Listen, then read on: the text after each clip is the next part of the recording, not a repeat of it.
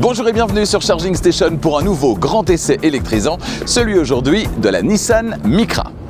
Cet essai vous est proposé par Arval, offre de leasing pour professionnels et particuliers. Et les solutions de recharge simples et performantes de Total Energy, à vos côtés chez vous, au travail et partout sur la route. Ceci n'est pas une Renault 5. Vous adorez la Renault 5 pour ses nombreuses qualités, pour sa ligne craquante, évidemment, un style néo-rétro qu'on adore, mais seulement vous n'avez pas envie de rouler dans la même voiture que tout le monde. Bah oui, ça c'est quand une voiture rencontre un certain succès, on en voit partout. La solution, elle est peut-être à côté de moi. Il s'agit de la Nissan Micra. Alors la base technique, c'est la même que celle de la Renault 5, l'intérieur également, la ligne générale aussi, le système d'infodivertissement, ouais, lui aussi, c'est le même. Bref, elle a tout ou à peu près repris de la Renault 5, mais du coup, a-t-elle sa vraie personnalité? A-t-elle des qualités qui lui permettront également de se démarquer? Bref, quelles sont les qualités mais également les défauts de cette Nissan Micra? Pour le savoir, j'en ai pris le volant non pas pendant 2 heures ou une journée, mais bien pendant une semaine complète dans mes trajets du quotidien. Toutes les réponses aux questions que vous vous posez se trouvent donc dans cet essai. Vous ne l'avez pas encore fait, faites-le maintenant, abonnez-vous à Charging Station et n'oubliez pas d'activer la clochette des notifications pour être prévenu dès qu'une nouvelle vidéo électrisante est disponible. La prochaine, ce sera dans quelques jours, dans 2 semaines. On sera chez Volvo, le premier trajet et ensuite le grand essai d'une voiture que j'avais eu l'occasion de vous faire découvrir dans son pays d'origine, c'est-à-dire la Suède. Il s'agira donc de la Volvo ES90, ES90, une berline légèrement surélevée, un peu à l'image de la Polestar 2 par exemple. Une voiture pleine de promesses alors que Volvo vient de présenter ce qui s'annonce comme étant le modèle révolutionnaire de la marque, la Volvo EX60. On essaiera ça évidemment dans le courant de cette année. Donc ES90, ES90 dans 2 semaines. Si vous voulez vous abonner, faites-le maintenant et n'oubliez pas donc d'activer la clochette des notifications. À l'extérieur, si de profil la ressemblance avec la Renault 5 est évidente, c'est moins le cas à l'avant et à l'arrière. Les designers de Nissan sont tout de même parvenus, me semble-t-il, à faire un peu oublier la Renault 5 en offrant à cette Micra une personnalité qui lui est propre. À l'avant comme à l'arrière, de grands yeux qui donnent à cette voiture une allure sympathique, joviale. Notez la découpe dans les feux arrière qui permet, en conservant les feux stop visibles haillons levés, de se passer d'un rappel de feu obligatoire à l'intérieur de l'ouverture du coffre. C'est toujours ça d'économiser. À la place justement de cet endroit qui aurait pu accueillir ce rappel, eh bien on a un petit dessin du mont Fuji pour un autre rappel. Vous rappelez que cette voiture, même si elle est fabriquée en France, à Douai, à 175 km d'ici, 175 km, eh bien cette voiture elle est japonaise. La couleur de cette voiture d'essai, c'est le Rebel Red en version Biton, sans supplément sur la finition supérieure Evolve en Belgique, comme toutes les autres couleurs d'ailleurs, mais facturée 700 € sur la finition intermédiaire Advance ou 950 € avec le toit noir. Sur l'entrée de gamme Engage, seules 3 couleurs sont disponibles, le blanc sans supplément sur toutes les finitions d'ailleurs, le gris et le noir sur cette entrée de gamme, pas de couleur Biton au programme. Et vous, que pensez-vous de la ligne de cette Nissan Micra? Parvient-elle à vous faire oublier la Renault 5? Dites-le moi dans les commentaires. Techniquement, sous le capot, on a 2 versions qui correspondent en fait à 2 tailles de batterie. On parlera des batteries dans un instant.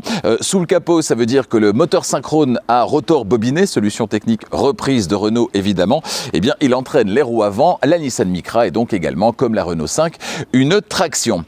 Concernant les puissances, ce sera 120 ou 150 chevaux. Ce sont les 2 puissances supérieures proposées par la Renault 5 e-tech électrique. Concernant le poids, on sera entre 1377, 1377 kg et 1452 kg, selon qu'on est évidemment avec la petite ou avec la grosse batterie. Et puis concernant la charge tractable, enfin, on sera sur une demi-tonne, 500 kg, que la charge soit freinée ou non freinée.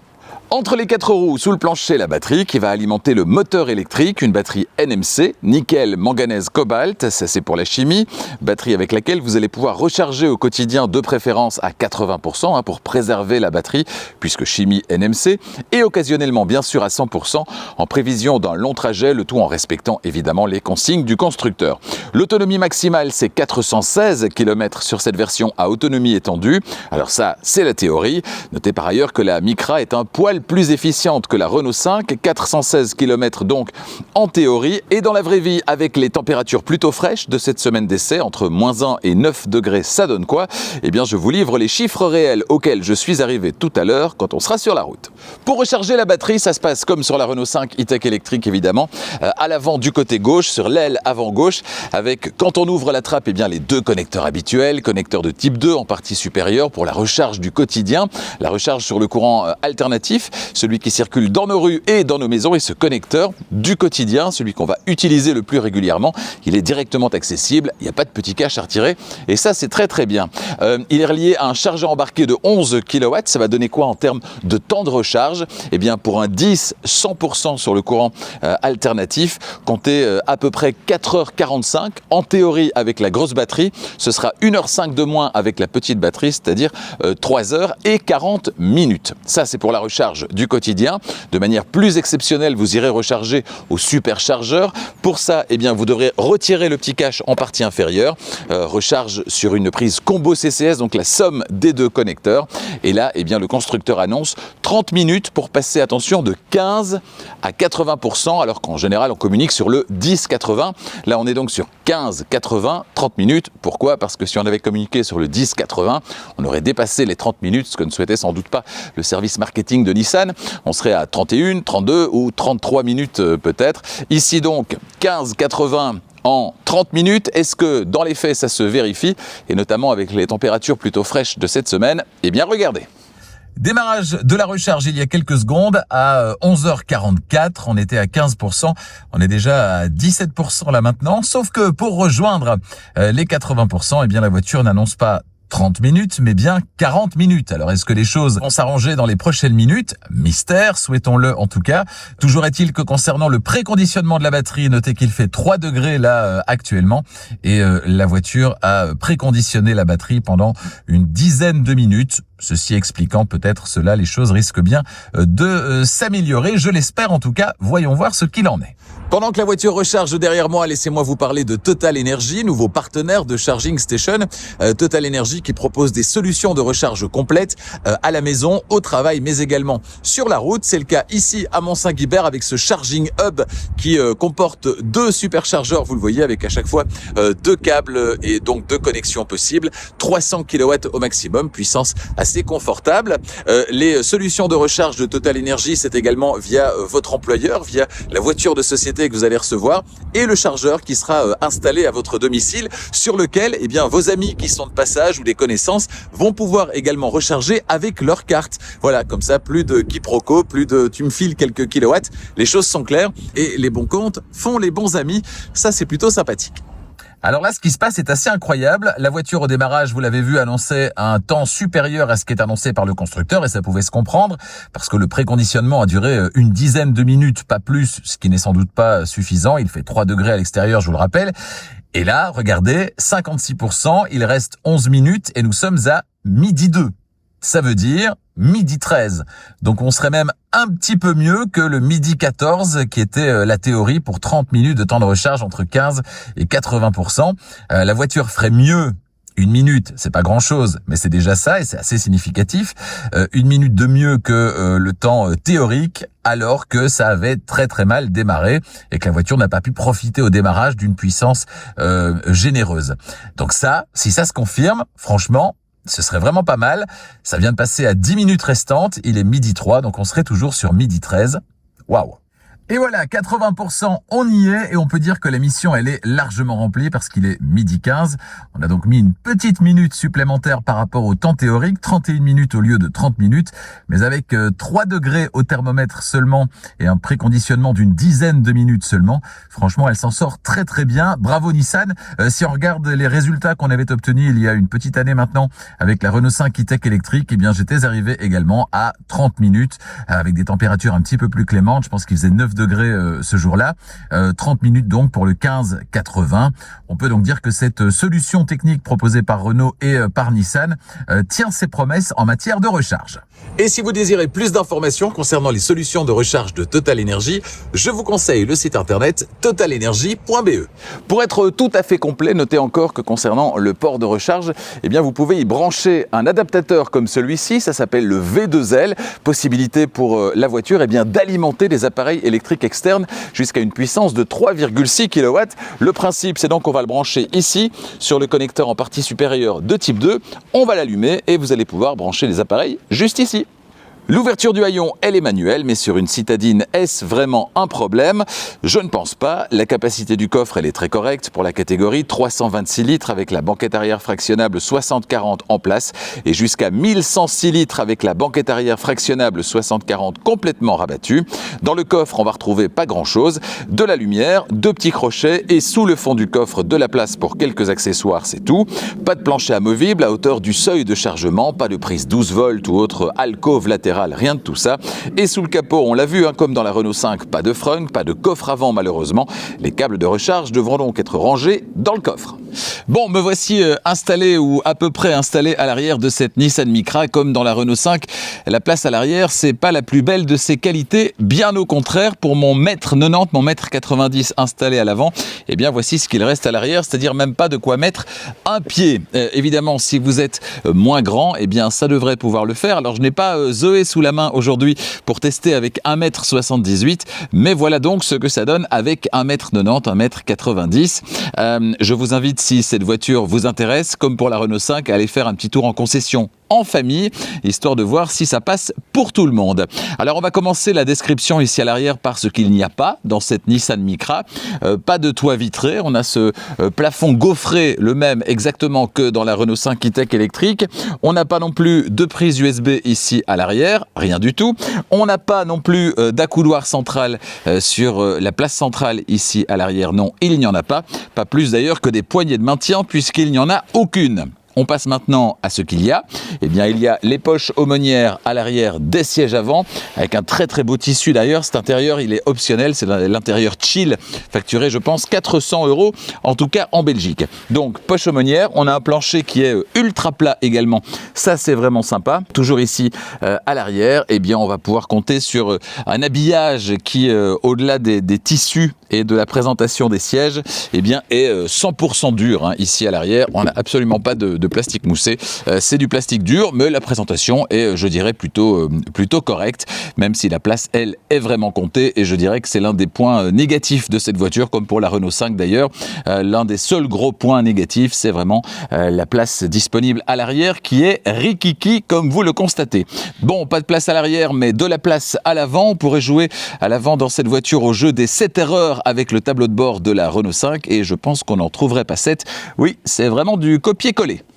Moi qui ai roulé 6 mois en Renault 5 e-Tech électrique, je dois vous avouer que j'ai bien du mal à chaque fois que je monte à bord de cette Nissan Micra à ne pas me sentir dans une Renault 5. Heureusement qu'il y a le petit rappel de la marque sur le volant. Cela dit, si la base est la même, disposition des écrans, dessin des sièges, allure générale, il faut bien reconnaître que chez Nissan, on a travaillé sur ce qu'on pouvait modifier, c'est-à-dire les revêtements par exemple, et avec cet intérieur chill Biton optionnel, le résultat est plutôt flatteur. C'est lumineux, agréable au regard, mais aussi au toucher. Bref, ça vaut bien l'effort financier selon moi de 400 €. La seule petite réserve porterait en ce qui me concerne sur ce décor bois présent sur la planche de bord face aux passagers et qui pour moi, mais c'est très subjectif évidemment, se marie assez mal avec le plastique dur du haut de la planche de bord, mais donc chacun se fera son petit avis.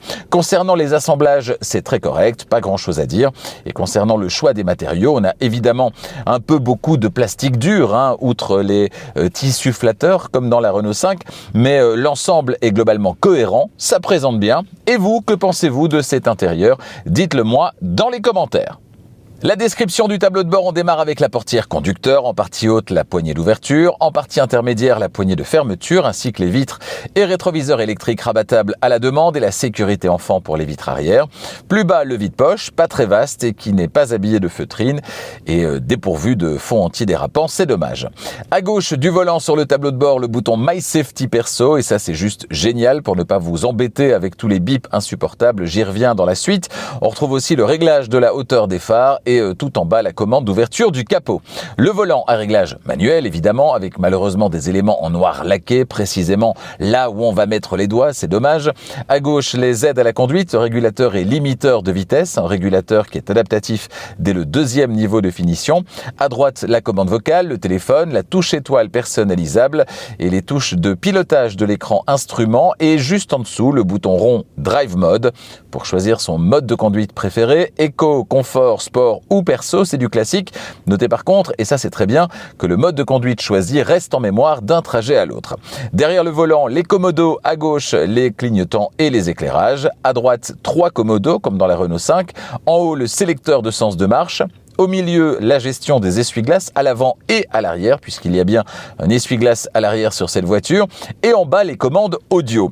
Pas d'affichage tête haute, bien sûr, dans cette voiture. On a par contre cet écran instrument de 10,3 pouces de diagonale derrière le volant, dont l'affichage est donc personnalisable. Attention, ce sera 10,1 pouces. Pour une raison qui m'échappe d'ailleurs, sur la finition d'entrée de gamme. La personnalisation, ça va se passer via le petit bouton ici sur le volant. Alors pour l'instant, on a l'affichage carte, c'est-à-dire qu'on a la carte dans le fond de l'écran instrument. Notez que vous pouvez avoir la carte de Waze également, si vous activez Waze via Apple CarPlay ou Android Auto qui s'affiche dans l'écran instrument, c'est très sympa. Si j'appuie encore, on a l'affichage des aides à la conduite, toujours avec les infos de base de part et d'autre. Ici, j'appuie encore, on a un affichage simplifié, juste les infos de base, rien d'autre. Je continue, on a un affichage plus classique avec 2 pseudo-compteurs ronds, c'est sympa, ça rappelle un petit peu les phares et les feux d'ailleurs. Et puis ici, on revient sur l'affichage de la carte et via les petites touches ici, on va pouvoir faire défiler ce qui se trouve à droite sur l'écran instrument.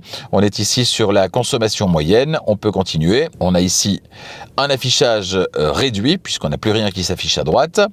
On continue avec le média en cours de lecture, ensuite l'éco-moniteur, ensuite la distance totale et totaliseur partiel, qu'on peut remettre donc à 0, l'autonomie disponible, maximum, minimum, et ici donc on revient sur la consommation moyenne qu'on peut bien sûr aussi remettre à 0. Au centre de la planche de bord, l'écran d'infodivertissement d'une diagonale de 10,1 pouces avec Google intégré.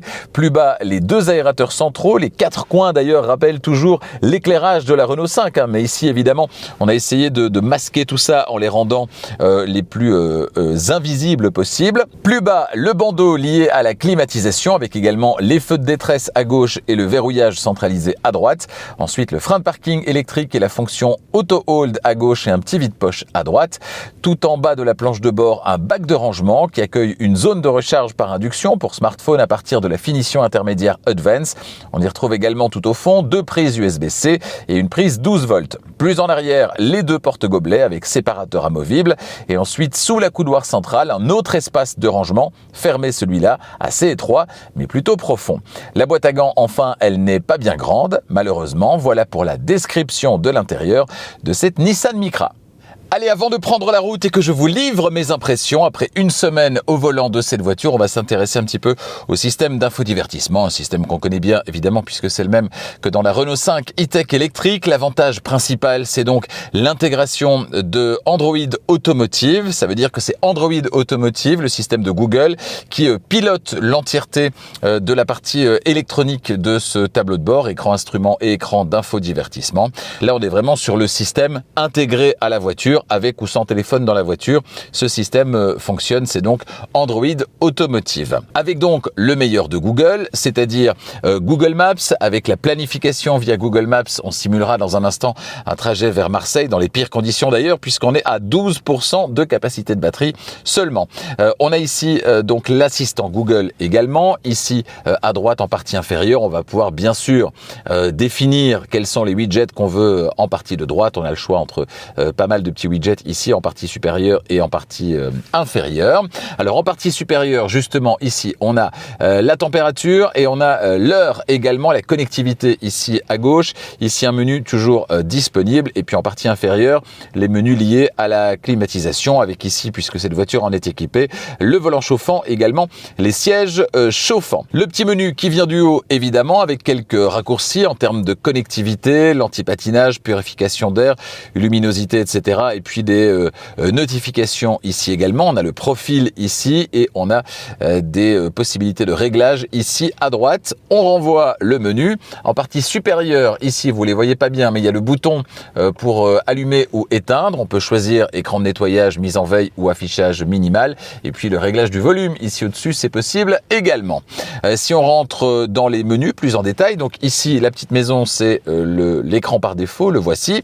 Ensuite, ici, on arrive dans la partie radio qui est très facile à manipuler, contrairement à ce qu'on retrouve chez DS. Les 2 dernières DS qu'on a essayées, franchement, c'était pas aussi évident en termes d'ergonomie dans la navigation au niveau des systèmes. Ici, on a les favoris et on peut très simplement, une fois qu'on est sur la page par défaut ici, eh bien zapper d'un favori à l'autre. Voilà, vous le voyez, c'est extrêmement évident et beaucoup plus simple que dans pas mal d'autres voitures. On peut rentrer évidemment directement dans ce menu via un appui sur le widget. Ensuite, ici, Apple CarPlay, Android Auto, directement accessible, ça vient s'ajouter ici à gauche.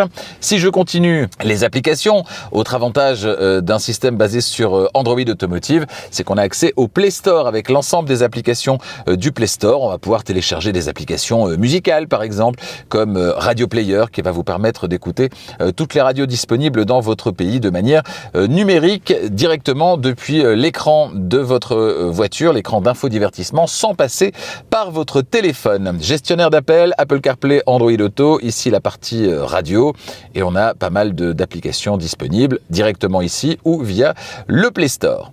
On continue à descendre avec le menu voiture, et là c'est exactement ce qu'on retrouve chez Renault. Ici on a le mode confort qui est sélectionné, on peut changer de mode, éco, sport et perso, et on peut à chaque fois configurer, voilà, notamment ici pour perso, on a moteur, effort de direction et dynamique véhicule, et puis pour la vie à bord, l'ambiance lumineuse, l'intensité lumineuse et la climatisation. Voilà, on revient en arrière et on se remet en mode confort. La partie électrique avec l'énergie, pour l'instant rien, tout est calme puisqu'on est à l'arrêt. Le programme d'heure pour éventuellement anticiper un départ et que la voiture soit à température au moment où vous pénétrez dedans, ce qui est plutôt agréable en hiver.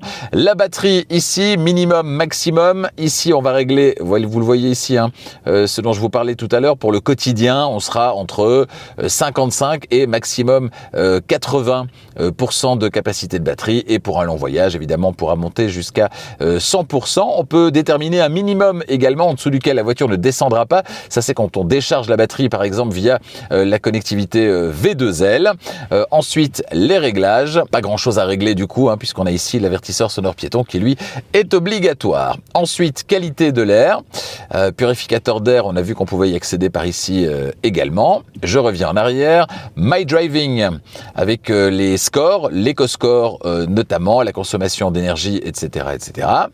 Ensuite, les aides à la conduite, et c'est là qu'on va retrouver le My Safety Perso dont je reparlerai sur la route. C'est ici qu'on va pouvoir le configurer. Par défaut, ce sera All On, et on peut sélectionner Perso très très facilement.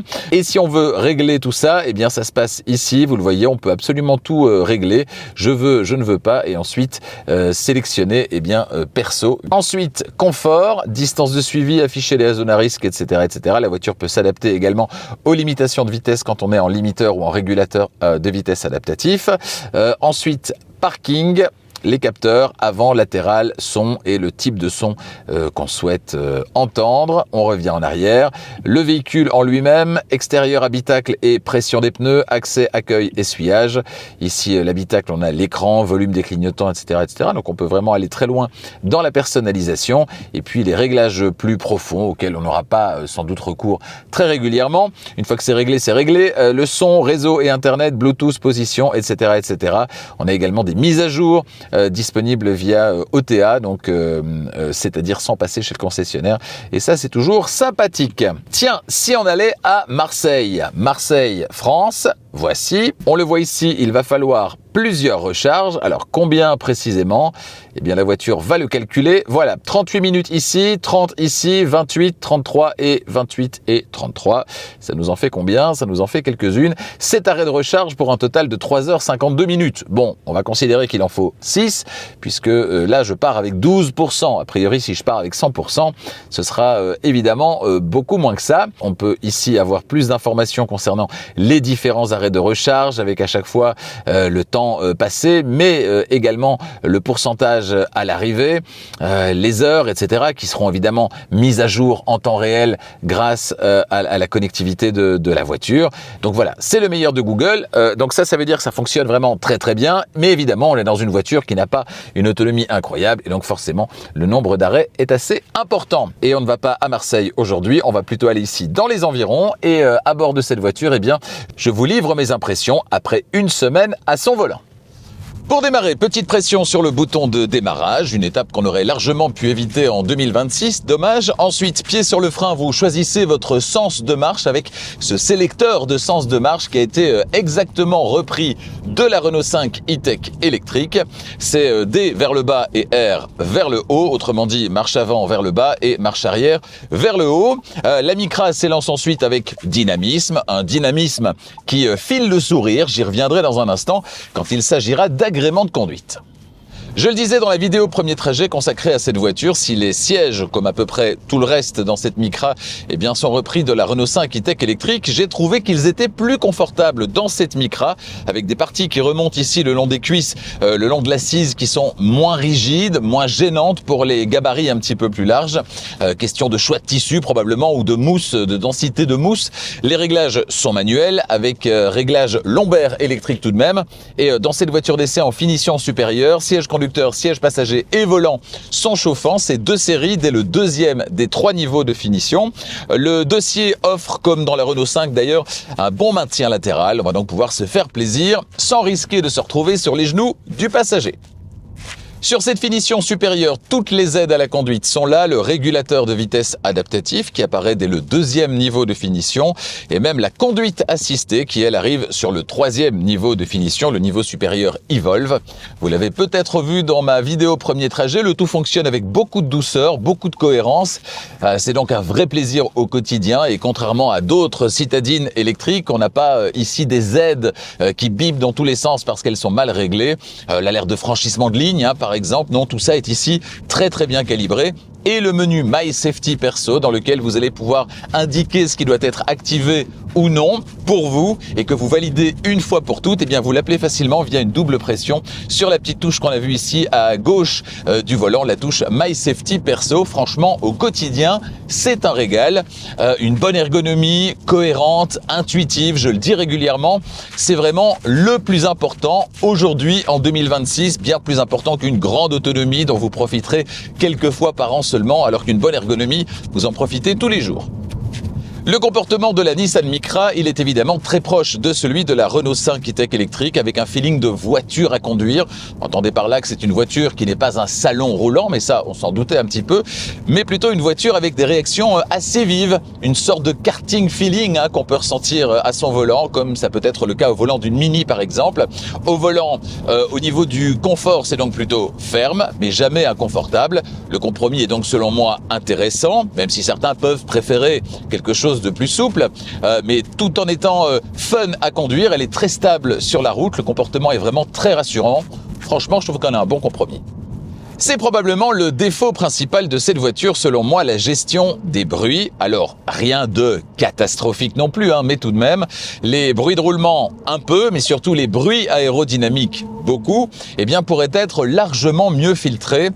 Comme la Renault 5 e-Tech électrique, la Micra n'est pas la citadine la plus silencieuse, certainement à haute vitesse, et je dirais même que la Micra, eh bien, peut-être juste cette voiture d'essai, allez savoir, eh bien, la Micra vous expose sensiblement plus encore que la Renault 5 au bruit aérodynamique. C'est en tout cas la perception que j'ai eue à haute vitesse. J'ai notamment entendu cette semaine un sifflement assez désagréable sans vraiment savoir exactement d'où il venait.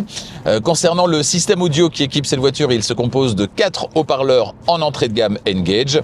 Ce sera 6 haut-parleurs dès le deuxième niveau de finition Advance. Et sur cette finition Evolve, eh bien, on ajoute encore 3 haut-parleurs pour un total de 9. Bien vu, un système signé Harman Kardon qui fait très bien son travail. Le son est plutôt bon, la manipulation du système est très intuitive, avec par exemple la possibilité de pouvoir facilement passer d'un favori à l'autre, c'est important ça, via le petit widget correspondant ici sur l'écran d'infodivertissement. Et puis cette Micra, elle hérite aussi du fameux Komodo Audio de chez Renault ici. C'est moche, mais ça fait très bien le travail, ça rend le système finalement assez ergonomique, donc moi, je valide. Le diamètre de braquage de la Nissan Micra, c'est 10,3 mètres. Alors, dans les faits, ça braque plutôt bien, très correctement. On a un feeling qui est finalement celui qu'on attend d'une voiture de cette taille, ni plus ni moins. Et puis, je peux compter dans cette voiture sur une caméra de recul, une caméra qui est présente dès le deuxième niveau de finition avec les capteurs de stationnement avant. Sur l'entrée de gamme Engage, là, vous devrez vous contenter de capteurs à l'arrière, c'est tout. Et bien sûr, pas de caméra de recul. Petit bémol concernant cette caméra de recul, eh bien, la définition de l'image, elle n'est pas extraordinaire. On aurait aimé quelque chose un petit peu plus fin au niveau de l'image, du rendu de cette caméra. Mais voilà, ça fait le job. Oui, cette Micra, contrairement à la Renault 5 à son lancement, mais ça arrive, propose la vraie conduite à une pédale. Vous l'activez avec la palette de gauche derrière le volant, mais malheureusement, il faudra le faire à chaque fois puisque le réglage ne reste pas en mémoire, c'est dommage. Avec ce système activé, vous n'aurez que très rarement recours à la pédale de frein, uniquement dans les situations d'urgence en fait, et vos trajets certainement en ville deviendront une vraie partie de plaisir. Au point peut-être que vous réclamerez des embouteillages, d'en avoir un peu plus, histoire de profiter du système. Oui, bon là je m'emballe peut-être un petit peu. Bref, ça fonctionne très bien, mais si vous n'aimez pas la conduite à une pédale, eh bien vous pouvez aussi ne pas l'activer. C'est possible, c'est pas obligatoire. Vous pouvez choisir un des autres niveaux de récupération, de la quasi-roue libre, à une récupération qui est prononcée, mais sans aller non plus jusqu'à l'arrêt complet. Petit bémol, la conduite à une pédale avec palette derrière le volant, vous n'y aurez droit qu'à partir du deuxième niveau de finition. C'est un petit peu mesquin, ça, Nissan. Les éclairages dans cette voiture, ils sont tous à technologie LED, à l'arrière et à l'avant.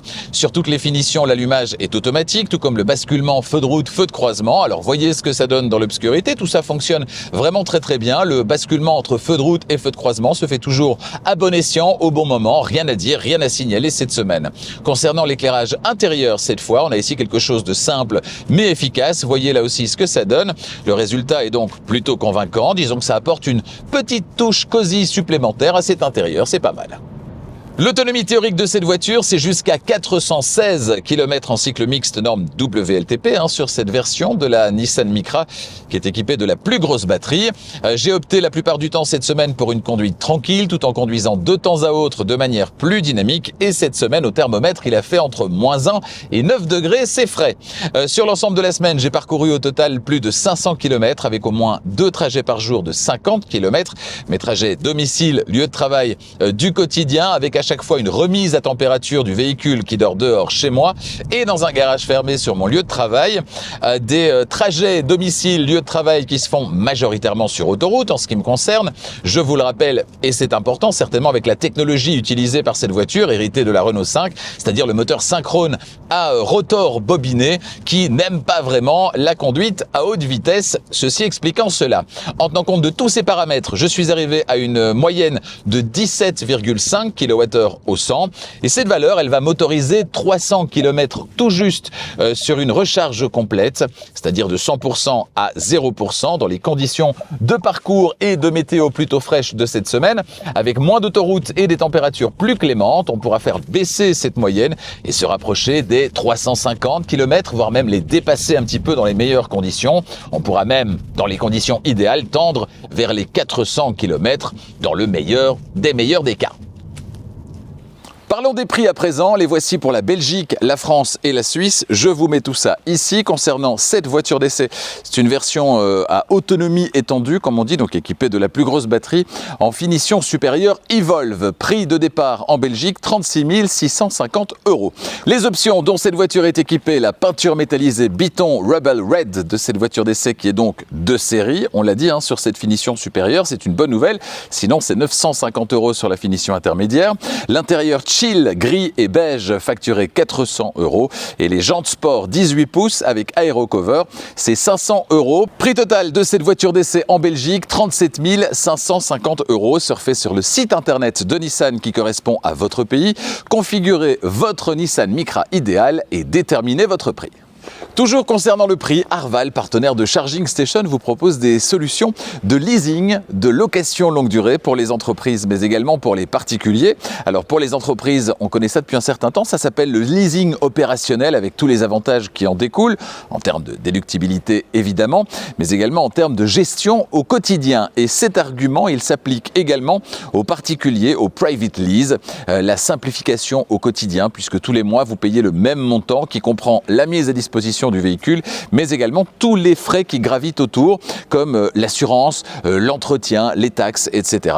Il n'y a pas des mois où vous allez devoir sortir plusieurs centaines d'euros supplémentaires parce qu'il faut changer les pneus, par exemple. Donc, formule très facile au quotidien, formule de leasing opérationnel pour les entreprises, formule de private lease. Et puis, deuxième avantage, dans le contexte de transformation technologique que nous vivons actuellement, en passant de la voiture thermique à la voiture électrique, eh bien malin est celui qui sait dire aujourd'hui combien vaudra cette voiture comme n'importe quelle autre voiture électrique dans 2 ans, 3 ans, 4 ans ou 5 ans.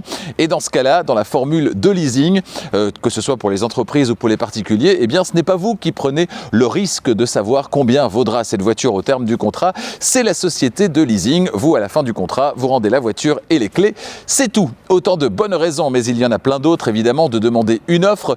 N'hésitez pas à contacter Arval, ça n'engage à rien, via le site internet d'Arval qui correspond à votre pays. Des bruits aérodynamiques plus importants que la moyenne, une motricité perfectible sur sol mouillé ou sur sol gras, et puis une place à l'arrière plus que comptée, c'est rien de le dire. Voilà, selon moi, les 3 défauts principaux de cette Nissan Micra. Concernant les qualités, par contre, elles sont nombreuses.